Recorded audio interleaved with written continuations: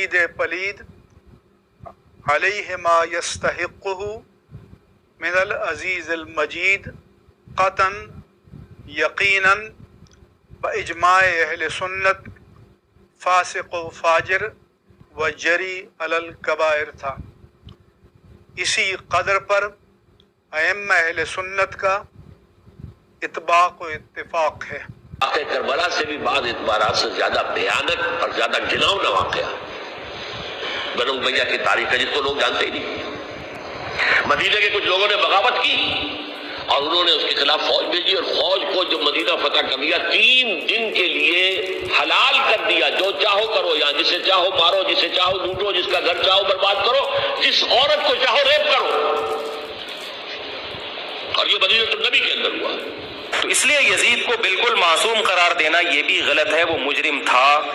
لیکن صاحب بالکل چھنی چھنائی بات ہے کہ ہم یزید کو فاسق سمجھتے ہیں، ہم ایک جملہ یزید کی تعریف میں نہیں کہتے۔ انتہائی بےہودہ آدمی تھا، پرلے درجے کا فاسق و فاجر تھا، اور مسلمانوں کا خون بہانے والا۔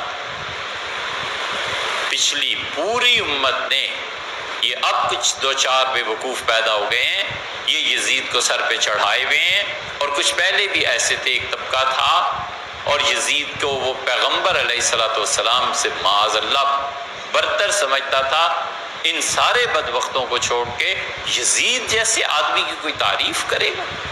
ائمہ کے درمیان اس پہ بحث ہوئی ہے کہ یزید مسلمان بھی تھا یا نہیں تھا، تو اس لیے یزید کے بارے میں صاف ہے۔ حنفی فقہا میں 2 گروہ، کچھ اسے کافر کہتے ہیں، کچھ اسے فاسق کہتے ہیں، اس سے زیادہ کیا ہوتا ہے۔ یزید تابعی نہیں ہے، یزید صحابی نہیں ہے، یزید متقی بھی نہیں ہے، بعد میں پرہیزگار بھی نہیں ہے۔ فتاوی ابن تیمیہ کے اندر لکھا ہے، عربوں کے مفتی ابن تیمیہ جن کو عرب لوگ تقلید کرتے ہیں، وہ فتاوی ابن تیمیہ کے اندر ہے، جب آپ کے بیٹے صالح بن احمد بن حنبل کہنے لگے ابا جان کیا یزید کی کوئی تعریف کر سکتا ہے، تو آپ نے فرمایا وَهَلْ يُحِبُّ يَزِيدَ أَحَدٌ يُؤْمِنُ بِاللَّهِ وَالْيَوْمِ الْآخِرِ، کا کوئی یزید کی تعریف کر سکتا ہے جو آخرت پہ ایمان رکھتا ہو؟ یہ کیسے ہو سکتا ہے جس کو مرنے کے بعد رسول اللہ کے سامنے کھڑے ہونے کا یقین ہے، اور وہ یزید کی تعریف کر کے نواسہ رسول کو نعوذ باللہ اپنے دل میں محبت کم کرتا ہے؟ تو اس لیے یاد رکھیے، اہل سنت والجماعت علماء دیوبند کا اس پر مسلم رائے یہی ہے کہ یزید فاسق تھا اور اس کی تعریف نہیں کرنی چاہیے۔ اس نے جو گناہ کیا ہے وہ گناہ کوئی چھوٹا نہیں ہے، وہ کوئی چھوٹا گناہ نہیں ہے۔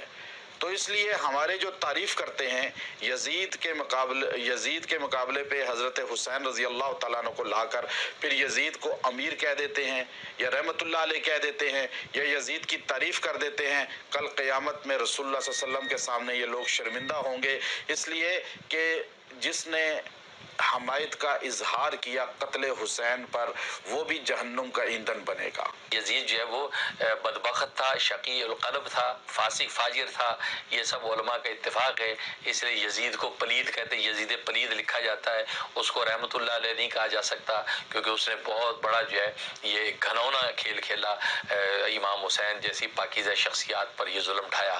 لہذا وہ مسلمان تو تھا لیکن اس کا عمل جو ہے وہ مسلمانوں والا نہیں بلکہ بدترین انسانوں کافروں والا اس کا عمل تھا۔